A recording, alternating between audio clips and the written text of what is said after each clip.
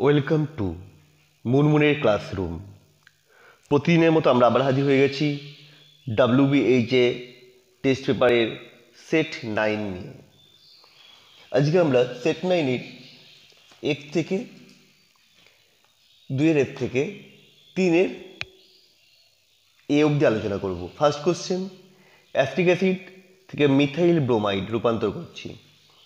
দেখো, অ্যাসিটিক অ্যাসিডকে প্রথমে AgOH দিয়েছি, তৈরি হয়েছে সিলভার অ্যাসিটেট, যাকে CCl4Br2 মানে হান্স ডিকার বিক্রিয়া করলাম, তৈরি হয়ে গেল মিথাইল ব্রোমাইড। পরে ব্রোমোবেনজিন থেকে বাইফিনাইল, এটা আমরা করেছি ফিডিক বিক্রিয়া।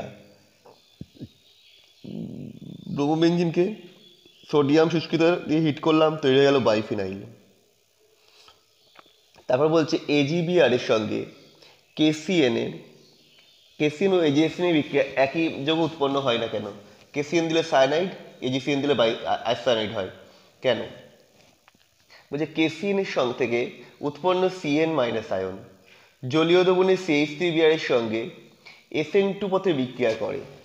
এই অ্যাম্পিরিন নিউক্লিওফাইলের তুলনামূলকভাবে আকারে বড় এবং কম তড়িৎ সম্পন্ন কার্বন পরমাণুটি অ্যালকিল হ্যালাইডের সংশ্লিষ্ট কার্বন পরমাণুকে আক্রমণ করে বিক্রিয়াতে পদার্থে কনভার্ট করে, তাই মিথাইল সায়ানাইড উৎপন্ন হয়। তাকে বিক্রিয়া দেখিয়ে দেওয়া হচ্ছে, এই কার্বনটাকে অ্যাটাক করলো, বিয়ারটা বেরিয়ে গেল, মানে মাঝে হলো ইন্টারমিডিয়েট যৌগ, তারপর তৈরি গেল মিথাইল সায়ানাইড। AgCN এর উপস্থিতিতে CH3Br থেকে সিলভার হ্যালাইড অধক্ষিপ্ত হওয়ার মিথাইল কার্বোক্যাটায়ন উৎপন্ন হয়, ফলে বিক্রিয়াটি SN1 পথে চালিত হয়। এক্ষেত্রে অ্যাম্পিরিন নিউক্লিওফাইলের মধ্যে যেটা তুলনামূলক আকারে ছোট এবং যার তড়িৎ বেশি, সে অ্যাটাক করে।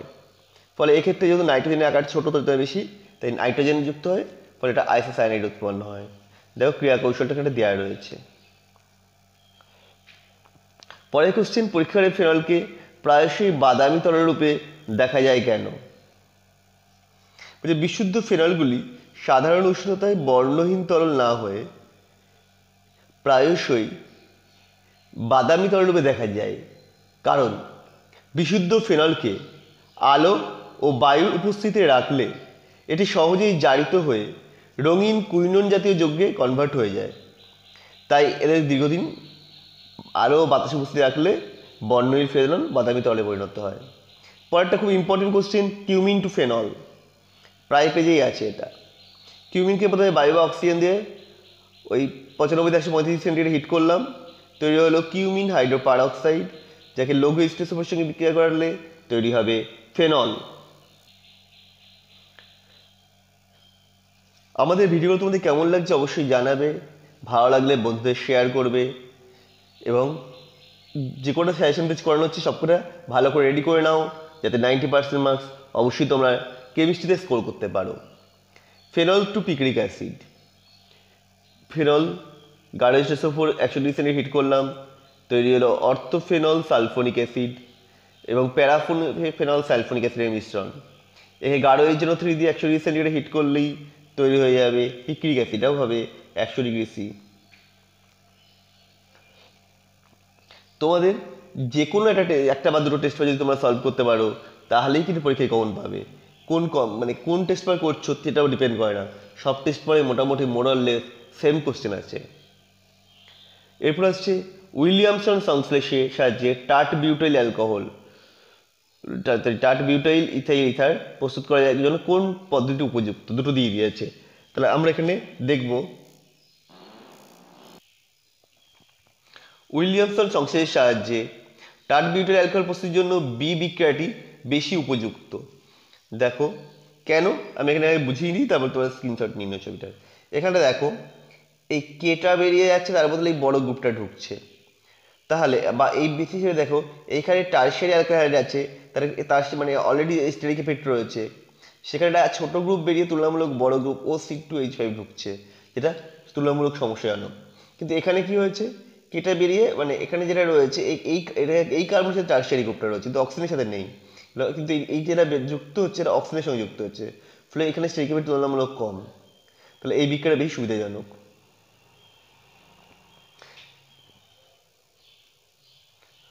পরের কোশ্চেনটা ছিল এটারই, যে উইলিয়ামসন সংশ্লেষে কিউব হ্যালাইড ব্যবহার করতে হয়।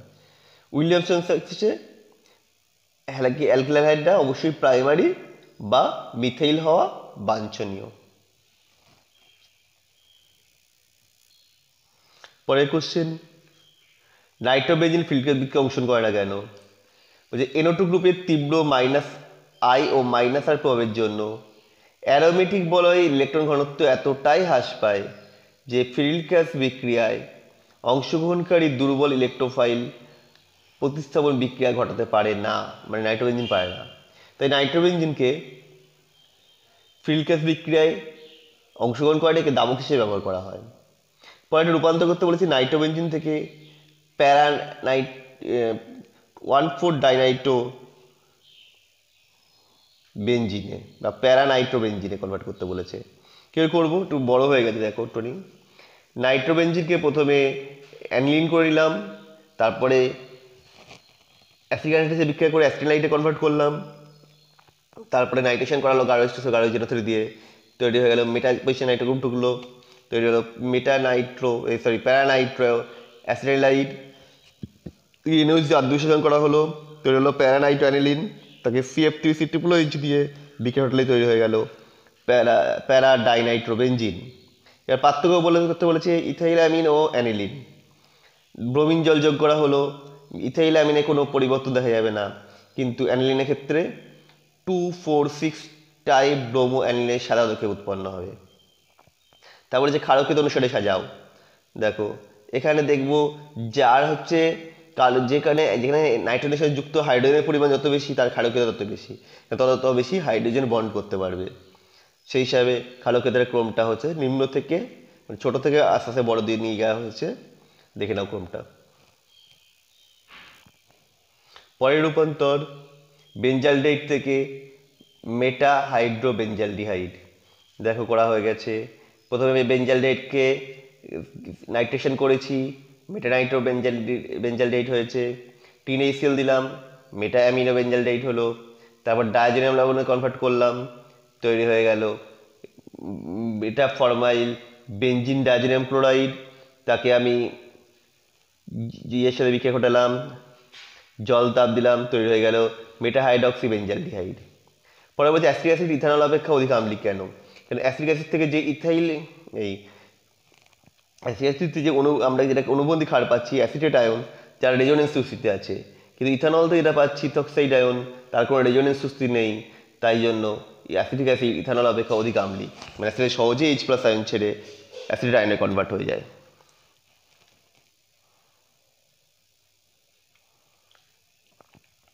পরের কোশ্চেন, একটা বিক্রিয়া বলে দিয়েছে, দিয়ে বলেছে একটি মৌলিক বিক্রিয়া এর হার সূত্র সামগ্রিক ক্রম। দেখো যেহেতু মৌলিক বিক্রিয়া তাহলে ক্রম আর আণবিকতা সমান হবে, তাহলে সেই হিসেবে আমরা বিক্রিয়াটার হার লিখে ফেলেছি সূত্রটা। এবং এখানে যেহেতু NO সামনে কিছু নেই মানে এটা 1, O3 সামনে কিছু নেই মানে এটা 1, তাহলে বিক্রিয়াটির হার হবে ক্রম কত হবে 1 + 1 2, আর এখানে তো হার সূত্রটা হচ্ছে এটা। পরেরটা একটা অঙ্ক, এটা দেখা একটা ছক দিয়ে দিয়েছে, দিয়ে বলেছে দেখাতে হবে যে ফলাফলগুলো থেকে বলতে হবে এটা প্রথম ক্রম বিক্রিয়ার। আমরা এটা করে ফেলি। এটা কীভাবে করব? প্রথমে আমরা প্রথম ক্রম বিক্রিয়ার হার ধ্রুবক নির্ণয়ের সূত্রে ফেলে দিলাম K = 2.303/T log A/A-6। এখানে A হচ্ছে অসীম সময় যেটা রয়েছে, তাহলে এখানে 20 মিনিটে বের করে ফেললাম হার ধ্রুবকের মান K1 0.019 মিনিট ইনভার্স। তো একইভাবে একই ফর্মুলা 30 মিনিটে বের করলাম এবং 40 মিনিটে বের করলাম, প্রত্যেকের দেখো একই ভ্যালু পাওয়া যাচ্ছে। শুধু যেহেতু K1 K2 K3 সমান, তেমন বিক্রিয়াটি প্রথম ক্রমের। এবার বলেছে বিক্রিয়ার হার সমীকরণটি লেখো, আর বলেছে লেখচিত্রের সাহায্যে K এর মান নির্ণয় করো, খুব ইম্পর্টেন্ট। প্রথম ক্রম বিক্রিয়ার হার সমাকলিত হারটি হলো K = 2.303/T log A0/A, যেখানে A0 এবং A হলো যথাক্রমে বিক্রিয়ার শুরুতে এবং অর্থাৎ প্রারম্ভিক এবং T সময় পর গাঢ়। তাহলে এখান থেকে এটা আসতে পারে, আমি Tটাকে এপাশে মানে log A0/A এর ভ্যালু বের করতে চাইছি, তাহলে সেটা করলে আসবে KT/2.303। তাহলে এখানে log A0/A মানে হচ্ছে লগের ভাগ মানে লগের বিয়োগ, log A0/log A = KT/2.303/T। এখান থেকে যেটা পাচ্ছি এটা একটা সরলরেখার সমীকরণ পেলাম, যেটা হচ্ছে y = mx + c এর সাথে তুলনা করা যেতে পারে। এখন যদি y অক্ষ বরাবর log a এবং x অক্ষ বরাবর t বসিয়ে লেখচিত্র অঙ্কন করা যায়, তবে যে ঋণাত্মক নতিযুক্ত সরলরেখা পাওয়া যাবে সেই সরলরেখাটার নতির মান থেকেই হারধ্রুবক k এর মান নির্ণয় করা হয়। কারণ নতি এখানে -k/-2.303, সুতরাং k = 2.303 -2.303 ইন্টু নতি। ছবিটা দেওয়া আছে গ্রাফটা উপরে। এবার বলছে তিনটে বিষয় উল্লেখ করো যেগুলো রাসায়নিক বিক্রিয়ার গতিসূত্রে জানা যায়। বলছে কোনো রাসায়নিক বিক্রিয়ার গতিসূত্রে জানা যায় যেগুলো, সে তিনটে বিষয় হলো: 1 নম্বর, নির্দিষ্ট উষ্ণতায় কোনো বিক্রিয়ার হার বিক্রিয়কের গাঢ়ত্বের উপর কীরূপে নির্ভরশীল তা বিক্রিয়ার গতিসূত্রে জানা যায়। 2 নম্বর পয়েন্ট কি বলছে, নির্দিষ্ট উষ্ণতায় কোনো রাসায়নিক বিক্রিয়ার হার ধ্রুবকের k এর মান জানা থাকলে উক্ত বিক্রিয়ার গতিসূত্র থেকে বিক্রিয়কগুলির যে কোনো প্রারম্ভিক গাঢ়ত্বে ওই বিক্রিয়ার হার গণনা করা যায়। আর তারপরে 3 নম্বর পয়েন্ট কি বলছে, কোনো রাসায়নিক বিক্রিয়ার সম্ভাব্য ক্রিয়াকৌশল বা গতিপথ বিক্রিয়াটি গতিসূত্রের উপর ভিত্তি করেই প্রতিষ্ঠা করা হয়। আমাদের ভিডিও কেমন লাগছে তোমরা অবশ্যই কমেন্ট করে জানাও, কমেন্ট করতে থাকো এবং আমাদের ভিডিওগুলো সবার আগে পাওয়ার জন্য আমাদের চ্যানেলটা সাবস্ক্রাইব করে নাও, পাশে থাকা বেল আইকন বাজিয়ে দিয়ে অল নোটিফিকেশান অন করে দাও। আবার দেখা হচ্ছে কালকে নতুন ভিডিওর সাথে।